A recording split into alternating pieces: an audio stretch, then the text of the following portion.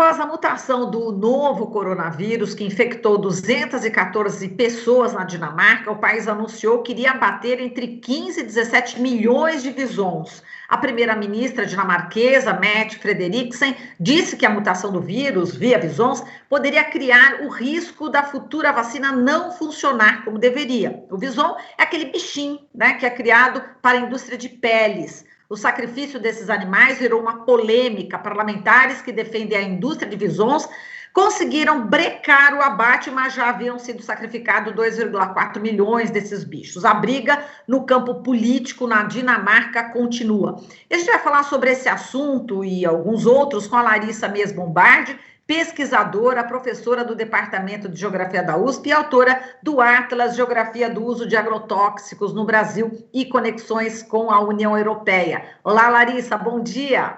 Oi, Marilu, bom dia. Obrigada pelo convite.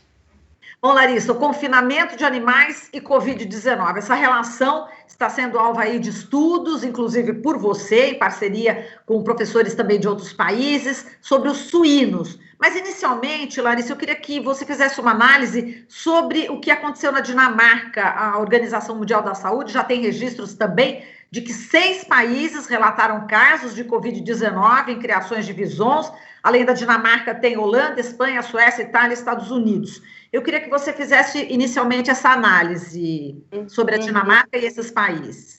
Sim, a Dinamarca é o maior criador de visons e exportador, é um negócio que envolve bilhões de dólares, né, na Dinamarca.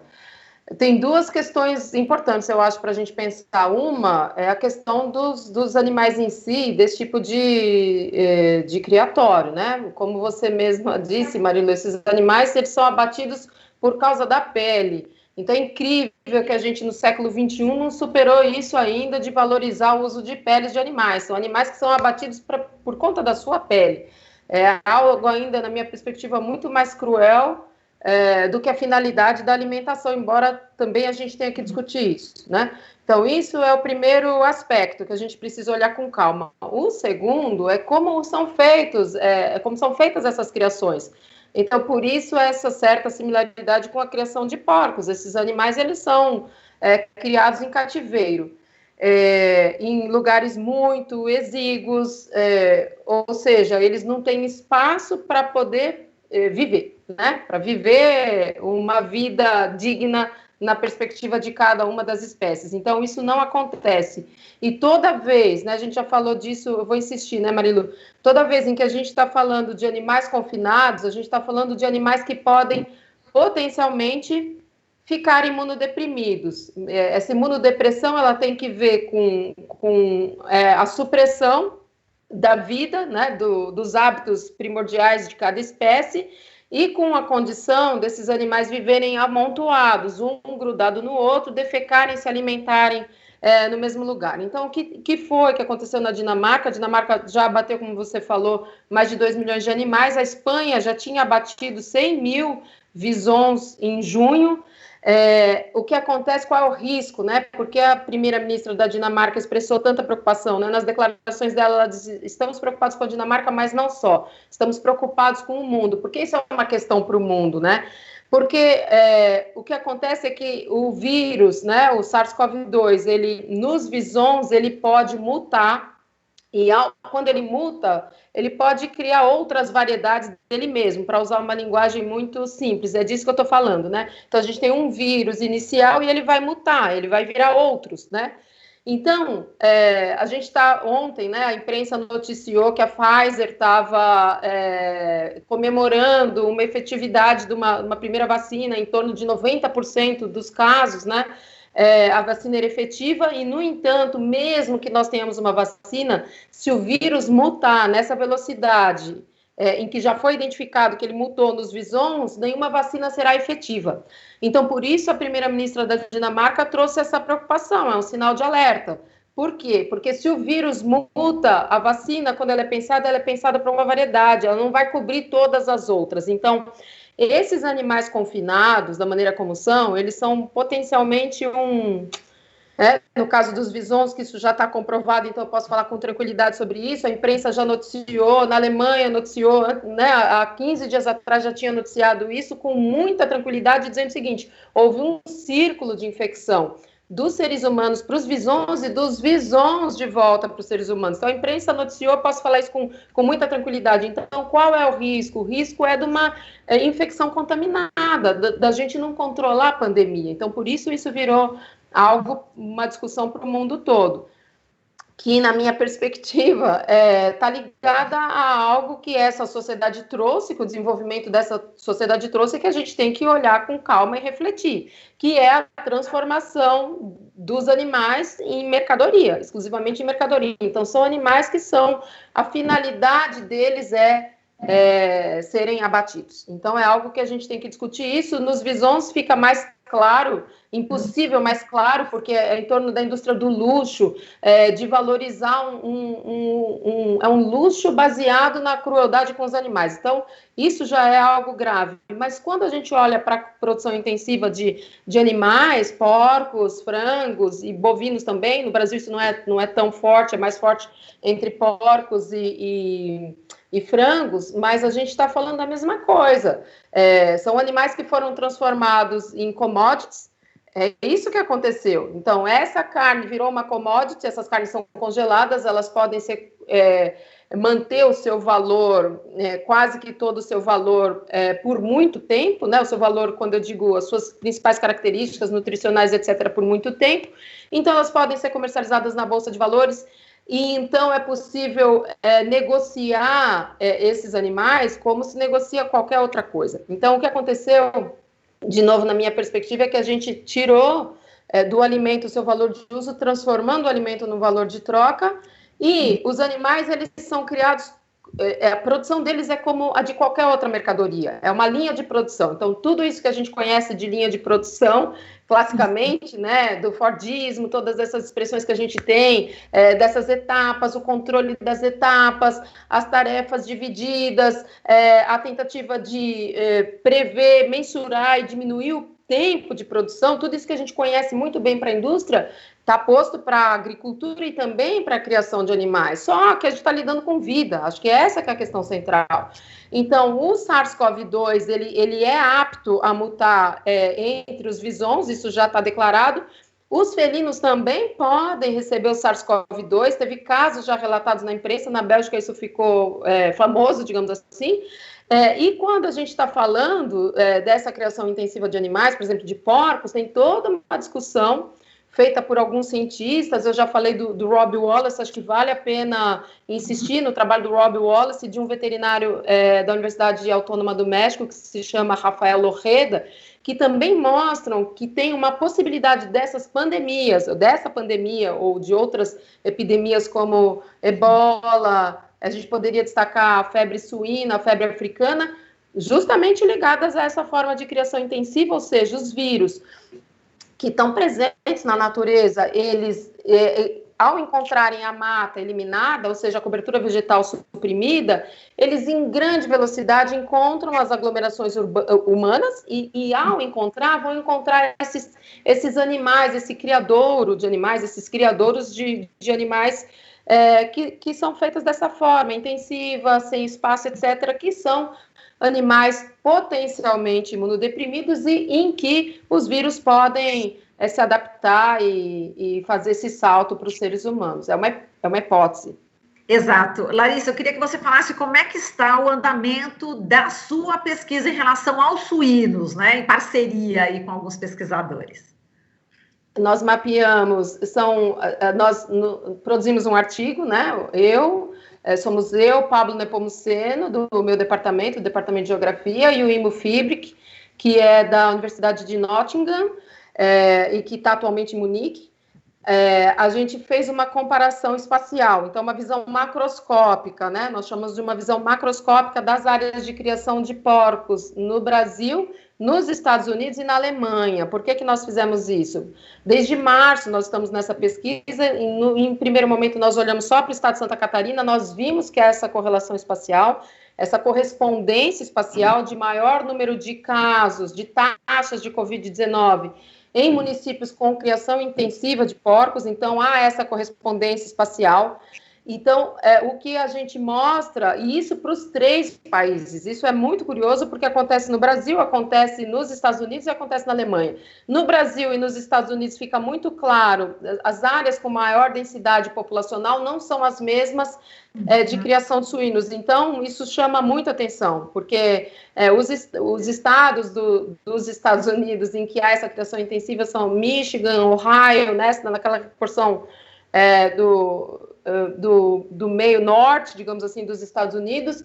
No Brasil, centro-sul do Brasil, então, no Brasil, por exemplo, as regiões com altas taxas de Covid e criação de suíno intensiva são regiões de IDH alto, e não são regiões da costa, que são a região com densidade demográfica maior no Brasil, é no leste, né? E no sul do país a mesma coisa. Então, a gente tem altas taxas de Covid em regiões do interior que ainda não estavam explicadas. Então, a gente mostra essa correspondência espacial e na Alemanha, como na Alemanha corresponde, as áreas de alta densidade demográfica também são as áreas com criação intensiva de porcos, o que a gente usou uma outra estratégia para discriminar. A gente usou o segundo surto de Covid que aconteceu em maio na Alemanha, fez uma média, trabalhamos só com os municípios que estavam acima da média para poder separar, conseguir discriminar quando se tratava só de casos por causa de densidade populacional alta e quando havia essa correspondência. Enfim, o que o estudo traz para a gente? Traz uma análise macroscópica com sinal de alerta. A gente precisa olhar, precisamos de uma equipe multidisciplinar para olhar para essa questão de veterinários, biólogos, infectologistas, geógrafos também, enfim, também profissionais e demógrafos, né, para lidar com essa questão. E os animais precisam ser testados. Foi isso que a gente chamou a atenção, para ter cuidado de que esses animais potencialmente não estejam transmitindo também. Por que isso? Né? Embora alguns estudos, né, indicam que não há evidências de que os porcos possam transmitir a Covid-19, há um estudo feito pelo Serviço Militar dos Estados Unidos, em 6 de julho, que provou que o SARS-CoV-2 ele fica na pele dos porcos por 4 dias, em temperatura ambiente, e pode ficar por até 15 dias em pele de porco se ela estiver resfriada. Enfim, a China acabou de bloquear uma parte da compra dela de carnes da Alemanha porque identificou o SARS-CoV-2 nas embalagens de carne que teria sido importada da Alemanha. Então, é algo para a gente olhar, né? Eu acho claro que a gente precisa de mais estudos, a gente trabalha com hipóteses, a gente está mostrando uma correspondência espacial e chamando atenção. É necessário que a gente verifique se há a possibilidade ou não dessa contaminação, se os animais estão contaminados, se eles estão contaminando os esgotos em função de estarem ou não portando o vírus, né? Que isso acontece com os visons, isso já está claro, está sacramentado, né? Todo mundo já entendeu isso, o mundo já entendeu isso. Exato. Agora, se acontece com o vison, existe essa probabilidade, como você disse, de acontecer com outros animais, né? E existe essa possibilidade. Entre felinos isso acontece, alguns estudos com porcos indicam que não, outros indicam que sim. Então, é algo que a gente precisa olhar com cuidado, mesmo porque a gente sabe que outras doenças, como a febre africana e a suína, elas estão ligadas a esse modo de produção animal industrial, massivo. E a gente precisa encarar isso como um problema. Todo mundo sabe que no Japão o uso de antibióticos passou a ser um problema, porque a gente estava lidando com bactérias super resistentes, porque ao ingerir frangos, estava se ingerindo antibiótico também. Então, quando uma pessoa vai precisar realmente de um antibiótico porque está com um quadro de bactérias instalado, o antibiótico não funciona. Então, todo mundo já sabe que isso é uma coisa grave, e eu acho que olhar para isso com cuidado é o que a gente deve fazer. Muito bem, agora só para a gente terminar, Larissa, eu queria que você falasse como é que estão as notícias em relação à questão da comunidade europeia e também a exportação aí de pesticidas, agrotóxicos aqui para o Brasil e também, já que lá é proibido, eles acabam mandando aqui para a América Latina, né? Uhum. Como é que estão as notícias em relação a isso na comunidade europeia? Acho que as notícias são alvissareiras, Marilu. Enfim, eu acho que essa organização desse seminário, né, que a Pesticides Action Network propôs no Parlamento Europeu há um mês atrás, a gente até conversou sobre isso, junto com uma parte dos parlamentares, trazendo justamente o tema era o duplo padrão adotado pela União Europeia com relação a pesticidas. Duplo padrão por quê? Né? Essas empresas têm sede na União Europeia, em que esses países proíbem algumas substâncias que essas empresas vendem para países como o Brasil e outros países da América Latina, Ásia, o resto do mundo, né? Então, isso deu uma chacoalhada, penso que teve um rebatimento enorme, isso, e mais um trabalho muito bem feito da Public Eye. Public Eye é uma ONG suíça que fez um levantamento via lei de acesso à informação na Europa. Esses dados não estavam disponíveis, eles conseguiram os dados de todos os agrotóxicos proibidos lá e exportados pela União Europeia. Eles tiveram esse trabalho incrível, eles foram convidados também para esse debate, mostraram isso para o mundo. Então, acho que isso trouxe um desconforto enorme, e agora a França, né, já vinha numa discussão, eu já vinha acompanhando essa discussão, a França já tinha decidido que na França não iria se produzir, nem estocar e nem vender agrotóxicos que são proibidos lá, e isso está crescendo. Então, cresceu a Alemanha também, grupos da Alemanha, a Pesticides Action Network Germany, começou a atuar nesse sentido, enfim, é algo que está sendo abraçado, e agora a Comissão Europeia justamente está discutindo a possibilidade de tomar isso como uma medida, não exportar aquilo que eles proíbem no próprio território. Então, acho que as notícias são muito positivas nesse sentido. Muito bem, e Larissa, só para a gente terminar, esse modelo de sociedade, né, que a gente construiu ao longo dos tempos, está fazendo com que tudo isso aconteça, a gente esteja ingerindo veneno, a gente esteja ingerindo esses hormônios, remédios, os bichos estão sendo sacrificados. Qual que é o recadinho final que você dá para quem está acompanhando a gente, nesse sentido de tentar mudar um pouco o mundo, né? Se a gente tem essa pretensão mesmo de mudar, né, Larissa? Acho que 2 recados. A gente prestar atenção na questão do alimento, olhar o alimento como alimento e ver o que tem por trás dessa produção de alimentos e tomar cuidado com a nossa própria alimentação, faz uma cadeia reversa, faz isso tudo cair como um dominó. Isso é uma coisa. E como cidadãos, a gente tem eleição, não é? Agora, no domingo, os fóruns, o Fórum Nacional de Combate aos Agrotóxicos propôs uma carta de intenção a ser selada pelos candidatos de compromisso, de comprometimento com a diminuição dos riscos e a diminuição dos agrotóxicos. Eu sugiro que nós, enquanto eleitores, chequemos como é que os nossos candidatos estão enxergando a questão, por exemplo, dos agrotóxicos e da produção agroecológica e orgânica. Eu acho que isso, como recado, já que a eleição está aí, vale a gente checar como é que os nossos candidatos estão, para prefeito, para vereadores, estão enxergando essa questão. Qual é o compromisso deles com relação aos agrotóxicos e a superação desse problema dos agrotóxicos, dos transgênicos, enfim, dessa alimentação que nos contamina. Tá certo, Larissa. Eu quero agradecer você. Muito obrigada e até a próxima, hein? Eu quem agradeço. Até a próxima. A gente falou aqui com a Larissa Mies Bombardi, pesquisadora, professora do Departamento de Geografia da USP e autora do Atlas Geografia do Uso de Agrotóxicos no Brasil e Conexões com a União Europeia. Você está ouvindo Jornal Brasil Atual. As notícias que os outros não dão.